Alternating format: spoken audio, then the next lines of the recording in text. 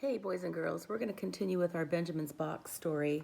We have a few more pages to go before we get to the end. And since today's Good Friday, we have to get through them. Here's the picture for today.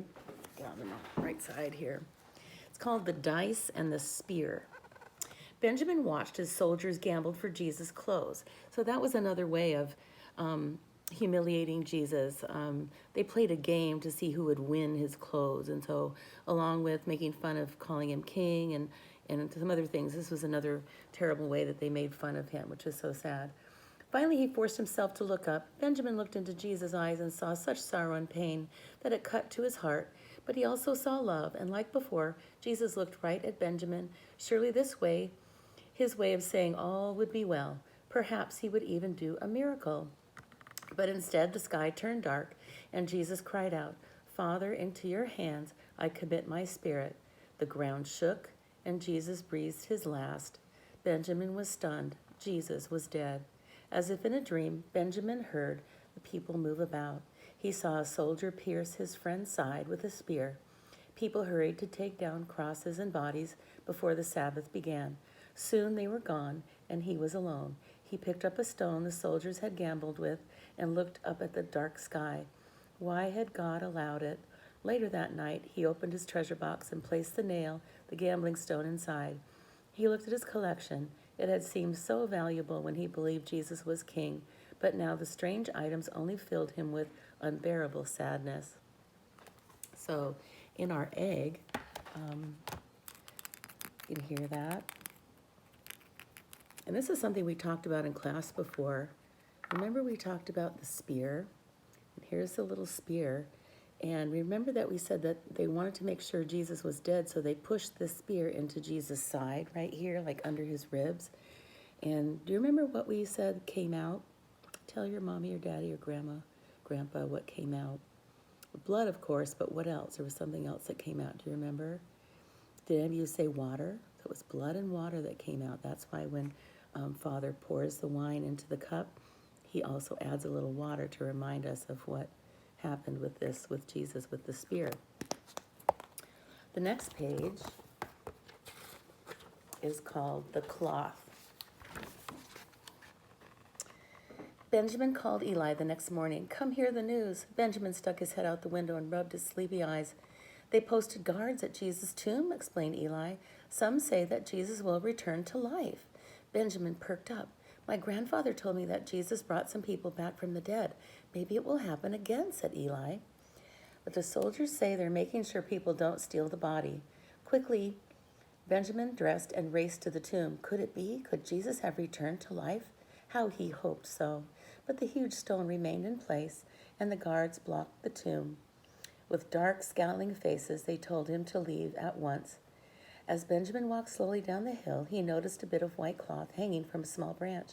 He plucked it off and rubbed it between his fingers. His parents wove cloth like this for burials. Jesus is dead, he told himself as he continued to home. That night, he sadly placed the cloth in his box. This would surely be the last thing to remember his friend by. He tried to pray, but no words came out. He wondered if God even listened. So whenever they took Jesus down from the cross, the Jewish people at that time had a special way of burying their dead, their people. So since it was the Sabbath, they had to hurry up, take the bodies down, and then they wrap them in a special cloth. So let's see what's in here. Well, sure enough, here's the cloth. And Jesus was wrapped in a big cloth, just like this. Like, this is small, but his was big. And they tore the side off it. They tore a little strip off the side, and they wrapped his body up, and then they used that strip to tie the body up and lay him in the tomb. And that's where he stayed until Easter, which we know the happy part is when Jesus does rise from the dead, right? So we are very last part of the story, and it's called The Stone. And it says, early the next morning, Benjamin went to the market for his mother. He used to enjoy the crowds in the city, but now they only reminded him of how everyone had turned against Jesus. He shuffled along without looking up. "It's a miracle!" shrieked a girl. Benjamin stopped in his tracks and lost my place. Jesus had risen from the dead. The stone has been moved. Benjamin turned and ran from the market and up toward the tomb. Could it possibly be true? Could Jesus have risen from the grave? In his heart, he believed it could be. It must be. He ran even faster. Sure enough, the stone was rolled away. He fell to his knees and thanked God. When he stood, he picked up a sharp piece of broken rock. It must have crumbled from the huge stone. With a joyful heart, he marched back down to town. Jesus was alive. In the market, he met a woman who was a friend of Jesus. I know the good news, she said. Jesus is alive. Yes, she smiled. It's as the prophet had said, on the third day he will rise. Some of us have even seen him. Benjamin ran home and told his parents. He placed the stone in his box. What a treasure he had now. So I bet you can guess what's in the last box.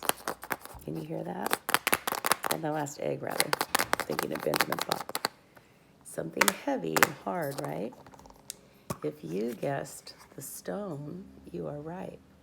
Benjamin's box now has the stone, or part of the stone, that was the big stone that covered the tomb that Jesus was in. It's kind of like a cave. So now we know that on Easter Sunday, 2 days from now, 2 more sleeps, 3 more sleeps, 2 more sleeps, 2 more sleeps, Jesus will rise from the dead. And it's just a most wonderful day. And I wish you all a glorious, wonderful Easter. And remember that we celebrate because Jesus came back alive again, and he's still with us in our heart, for sure. All right. Happy Easter, boys and girls.